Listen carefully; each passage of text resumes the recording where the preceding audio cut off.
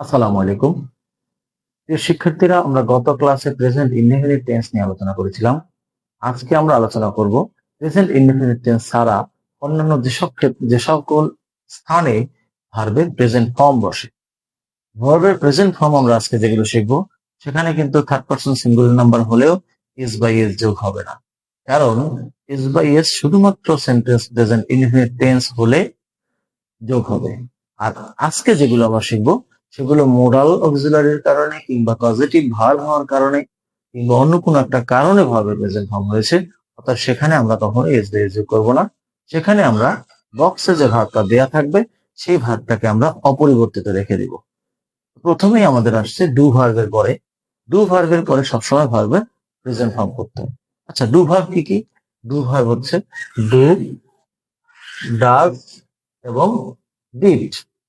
Do, does এবং ডিডকে আমরা do verb বলি, এবং ডু ভার্ব শুধুমাত্র প্রেজেন্ট এবং পাস্ট ইনডেফিনিট টেন্সকে নেগেটিভ এবং ইন্টারোগেটিভ করতে বসে। তো সেক্ষেত্রে ওই সেন্টেন্সের টেন্সগত যে প্রভাব, সেই প্রভাবটা ডু ভার্ব বিস্তার করে। তাই সেই সেন্টেন্সে ফাইনিট ভার্ব হিসেবে যে ভার্বটা থাকে তার আর টেন্সগত কোনো পরিবর্তন করতে হয় না। যেমন আমরা দেখো এখানে লিখেছি he did not pass that. এখানে পাস্টে কিন্তু আমরা পরিবর্তন করিনি, কিন্তু সেন্টেন্সটা কিন্তু past indefinite tense. Past indefinite টেন্সে যে ভার্বের পাস্ট ফর্ম যোগ করতে হয়, সেই জায়গায় আমরা ডু ভার্বের পাস্ট ফর্ম করেছি, ডিড করেছি। তো যখন আমরা সেন্টেন্সে ডু ভার্ব ব্যবহার করব, অথবা যদি ডু ভার্ব আগে থেকে আমরা দেখি, তাহলে পরবর্তী ভার্বের কোনো পরিবর্তন হবে না প্রেজেন্ট ফর্ম। এরপরে আমাদের আছে টু এর পরে সবসময় ভার্বের প্রেজেন্ট ফর্ম হয়, কারণ আমরা জানি টু ইনফিনিটিভ। সিম্পল ইনফিনিটিভ সে উদ্দেশ্য প্রকাশ করে, মেইন ভার্ব বা ফাইনাইট ভার্ব যে কাজটা করছে সেই কাজের উদ্দেশ্য কি, সেই উদ্দেশ্যটাকে আমরা ইনফিনিটিভ দ্বারা প্রকাশ করি। যেমন he is working hard to obtain A plus. Working এখানে ফাইনাইট ভার্ব, টু অবটেইন এখানে নন ফাইনাইট ভার্ব। তো সে কেন পরিশ্রম করছে? এ প্লাস অর্জন করার জন্য। এই অর্জন করার কাজটা নন ফাইনিটে আছে, বাট ফাইনিটের এই অর্জনের যে কাজটা, এই কাজটার জন্য সে কি করছে? সে পরিশ্রম করছে, অর্জন করতে পরিশ্রম করছে। সে ফাইনিট ভার্ব উদ্দেশ্যটা প্রকাশ করেছে নন ফাইনিটিভ দ্বারা। এরপরে আছে আমাদের মোডাল অক্সিলারি। মোডাল অক্সিলারির পরে সবসময় ভার্বের প্রেজেন্ট ফর্ম বসবে। মোডাল কি কি? Can, could, may, might, shall, should, will, would, must. এগুলো হচ্ছে মোডাল অক্সিলারি। মোডাল অক্সিলারির পরে সবসময় ভার্বের প্রেজেন্ট ফর্ম হবে। যেমন আই ক্যান ডু দ্য সাম, আমি অঙ্কটি করতে পারি। সাম অর্থ অঙ্ক, SUM। আর SOME সাম অর্থ হচ্ছে কিছু। আমি অঙ্কটি করতে পারি। এখন মোডালের বিষয় তোমরা যেটা মনে রাখবে, মোডালের ক্ষেত্রে যখন তোমাদের রাইট ফর্মস অফ ভার্বস তোমরা যদি দেখো ভার্ব শূন্যস্থানের আগে মোডাল আছে, তখন অবশ্যই খেয়াল করবে সেন্টেন্সটা কোন ভয়েজে আছে। যদি তুমি দেখো ওটা প্যাসিভ ভয়েজে থাকে, তাহলে কিন্তু তোমাকে বি যোগ করে পাস্ট পার্টিসিপল করতে হবে। মোডালের পরে বি যোগ করলে বা বি থাকলে তার পরবর্তী ভার্বের পাস্ট পার্টিসিপল করতে হয়। এবং মোডাল যুক্ত অ্যাক্টিভ ভয়েসকে প্যাসিভ করতে হলে মোডালের পরে বি বসাতে হয়। এবং তোমার রাইট ফর্মস অফ ভার্বের ক্ষেত্রে কিন্তু তোমার প্যাসিভ অ্যাক্টিভের একটা ব্যাপার চলে আসে। তাই মোডাল যুক্ত যখনই আমার সেন্টেন্সটা দেখবো আমরা, তখন আমরা নির্ণয় করে নেবো সেন্টেন্সটা কি অ্যাক্টিভ ভয়েসে আছে নাকি প্যাসিভ ভয়েসে আছে।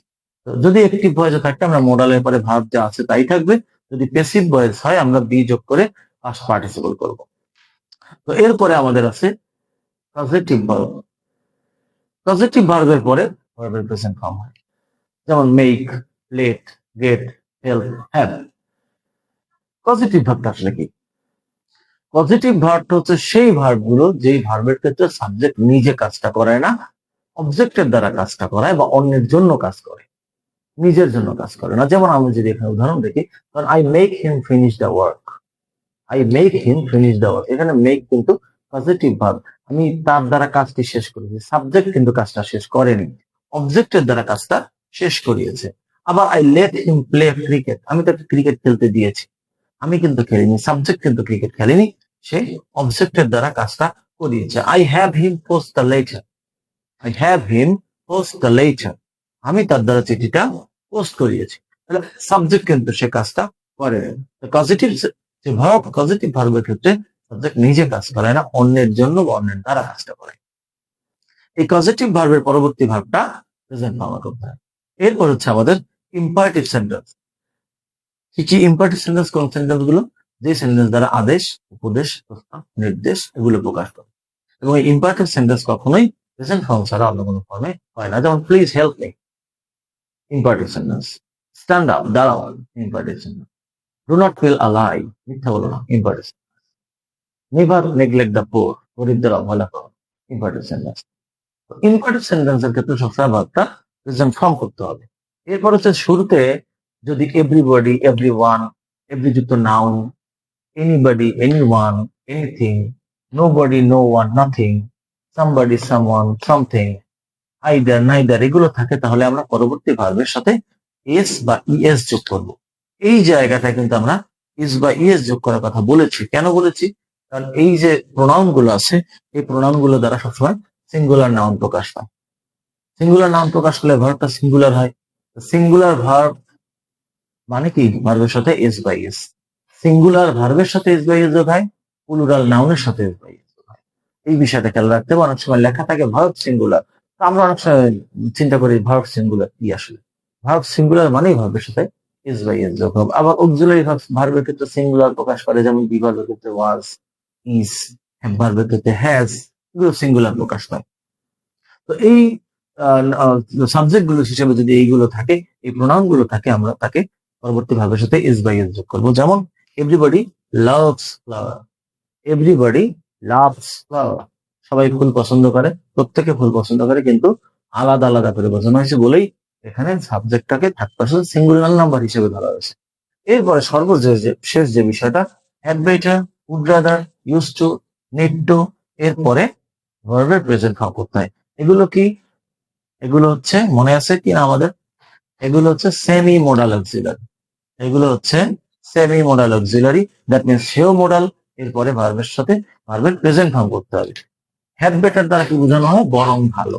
কারণ আমরা এখানে উদাহরণে লিখেছি you had better leave the place, তোমার স্থান ত্যাগ করা ভালো হবে, তোমার স্থান ত্যাগ করা উত্তম হবে। উড রাদার, দুটো কাজের ক্ষেত্রে তুলনা করার ক্ষেত্রে আমরা উড রাদার বিষয়। I would rather die than death, আমি প্রয়োজন হলে মৃত্যুবরণ করবো, কিন্তু মৃত্যুবরণ করা ভিক্ষার চেয়ে উত্তম। তাহলে এখানে উড রাদার বলছে সেমি মডাল হিসেবে। এরপরে ইউজ টু, অতীতের অভ্যাস। যেমন I use to play cricket in the afternoon, আমি বিকেলে ক্রিকেট খেলতাম, এখন করি না, এখন খেলি না, আমার অতীতের অভ্যাস। এই অতীতের অভ্যাস বোঝালে ইউজ টু বসায়। নিড নট, তোমার এই কাজটা করার প্রয়োজন নেই, নিড নট গো দেয়ার, তোমার সেখানে দেওয়ার দরকার নেই, নিড নট। এগুলো সেমি মডাল। এই সেমি মডালের পরে ভার্বের প্রেজেন্ট ফর্ম বসে। তার মানে এই বিষয়গুলো যখন আমাদের একটা সেন্টেন্স থাকবে, আমরা পরবর্তী ভাবটার প্রেজেন্ট ফর্ম করবো। যদি বক্সের যে ভাবটা থাকবে আমরা তাকে পরিবর্তন করবো, তার মানে সে প্রেজেন্ট ফর্ম।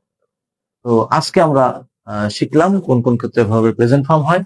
ইনশাল্লাহ আগামী ক্লাসে আমরা পাস্ট ইনডেফিনিট নিয়ে আলোচনা করবো। সেই পর্যন্ত আমরা প্রেজেন্টের যে বিষয়গুলো আছে, আগে বিগত ক্লাসের প্রেজেন্ট ইনডেফিনিট টেন্স, আজকের ক্লাসে ভাবে প্রেজেন্ট ফর্মের যে বিষয়গুলো আলোচনা করা হয়েছে, সেই বিষয়গুলো আমরা এক্সারসাইজ করব এবং চেষ্টা করব কোন বিষয়টা আমার প্রশ্ন চলে আসে কিনা, কোন জায়গায় আমি বুঝতে পারছি না। সবার আগে একজন স্টুডেন্টকে ফাইন্ড আউট করতে হবে আমি কি বুঝি না, সেটাকে ফাইন্ড আউট করে। আমি কি বুঝি না সেটা যদি আমি নিজেই না বুঝতে পারি, তাহলে আসলে আমার রোগ আমি নির্ণয় করতে পারবো না। শিক্ষক, ডাক্তার, উকিল, তাদের কাছে সমস্যা না বললে সমাধান হবে না। ডাক্তারের কাছে তুমি যদি রোগ না বলো, ডাক্তার তোমাকে প্রেসক্রাইব করতে পারবে না। শিক্ষকের কাছে তুমি যদি কি না বুঝতে পারো সেটা না বলো, তাহলে শিক্ষক তোমাকে আসলে বুঝতে পারবে না যে সে কিভাবে তোমাকে টিচ করবে। উকিলের কাছে তুমি যদি তোমার অপরাধটাকে স্বীকার না করো কিংবা তোমার কাজের বিষয়টা না বলো, উকিল তোমার পক্ষে যুক্তিতর্ক উপস্থাপন করতে পারবে না। অতএব প্রশ্ন তৈরি করতে হবে, নিজের কমতিটাকে, নিজের ত্রুটিটাকে বের করতে হবে খুঁজে, তাহলেই সেই ত্রুটিটার সমাধান করে যাবে। আর যদি সেটা না হয়, তাহলে বারকোষ্ঠীন মাঠের মতো আমরা বল নিয়ে খেলবো, কিন্তু গোল জীবনের আসলে হবে না। আগামী ক্লাসে দেখা হবে। ভালো থাকো সবাই। আসসালামু আলাইকুম।